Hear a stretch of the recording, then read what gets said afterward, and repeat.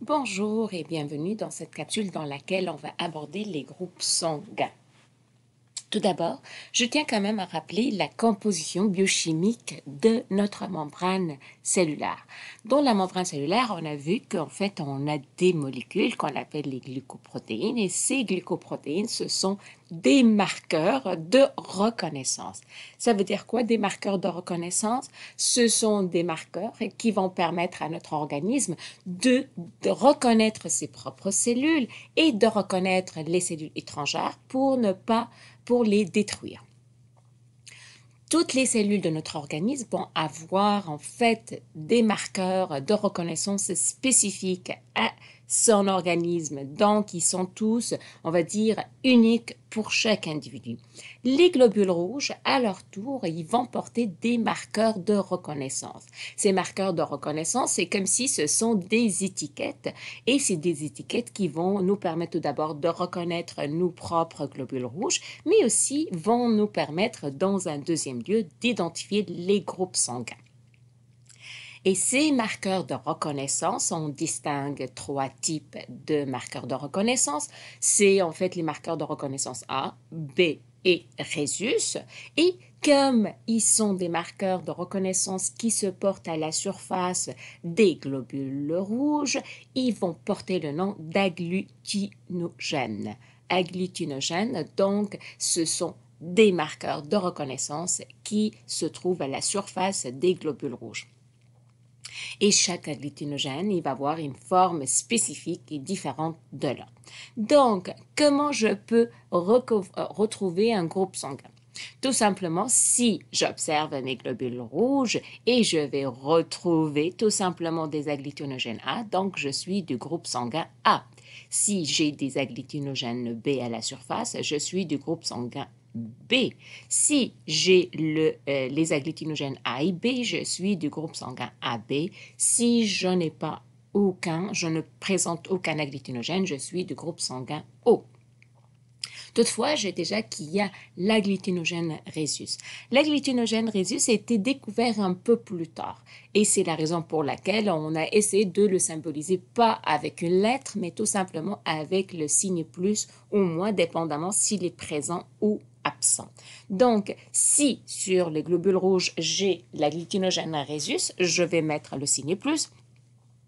S'il est absent, je vais rajouter le signe moins. Par exemple, si je regarde ce globule rouge, j'ai l'agglutinogène A et rhésus, je vais dire que je suis du groupe sanguin A positif.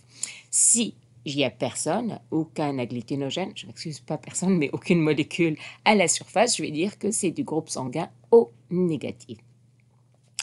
Donc, comme je dois reconnaître mes globules rouges, mais je dois attaquer les globules rouges qui ne font pas partie de mon propre organisme, je dois avoir des anticorps. Et ces anticorps, ils doivent être spécifiques à les globules rouges qui sont étrangères.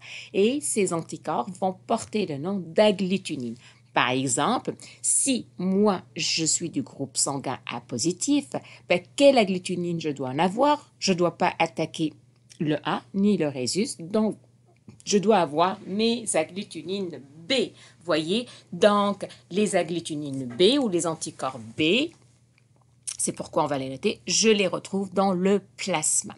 Un autre exemple, si je suis du groupe sanguin O négatif, donc est-ce que j'en ai des agglutinogènes ici? Non, donc dans mon plasma, je dois attaquer le A, le B et le rhésus. Voyez, anti-A, anti-B et anti-rhésus.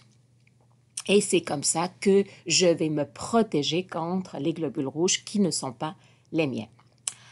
Ça arrive que la personne peut avoir des accidents, une blessure, une hémorragie, puis il a besoin d'avoir une transfusion sanguine.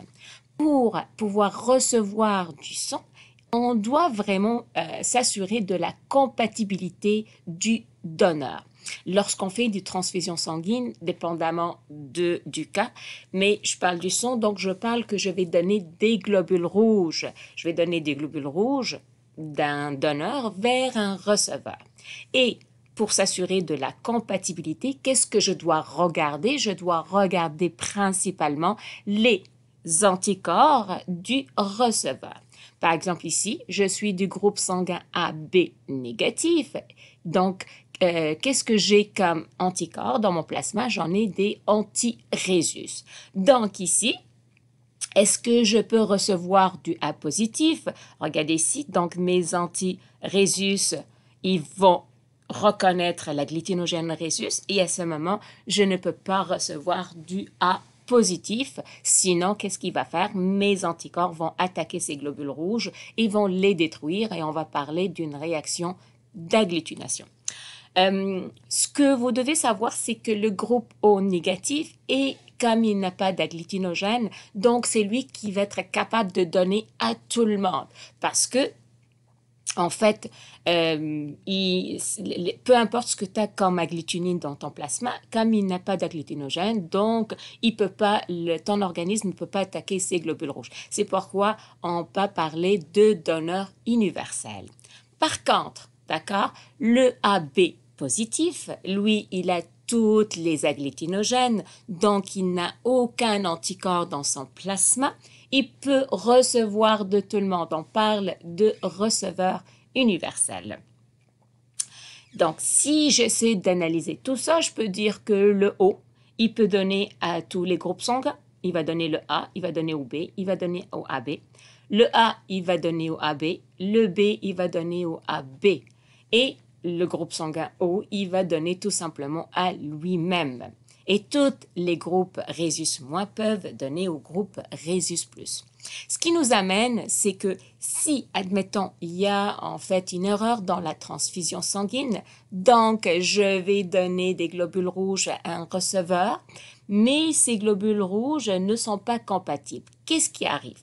Ces agglutinines, vous voyez, ils vont reconnaître les agglutinogènes, ils vont se fixer comme une clé dans une serrure, puis à certains moments, ils vont former des petits cailloux sanguins et ces petits cailloux sanguins, on va les voir sous forme des petits picots et on appelle la réaction entre agglutinine et agglutinogène, c'est la réaction d'agglutination, c'est-à-dire c'est la destruction des globules rouges et le receveur risque la mort. Comment on peut reconnaître les groupes sanguins? C'est en se basant sur la réaction d'agglutination. Mais comme cette réaction va se produire à l'extérieur du corps, donc il n'y aura pas de danger. Comment ça fonctionne? Donc, je vais prendre un prélèvement sanguin, je mets quelques gouttes de sang dans des petits godets ici, et à chaque fois, je rajoute un agglutinine séparément sur la goutte de sang et j'observe. Donc ici, vous voyez, j'ai rajouté le sang. Il n'y a pas d'agglutination avec l'anticorps B. Ça veut dire que mes globules rouges ne portent pas d'agglutinogène B.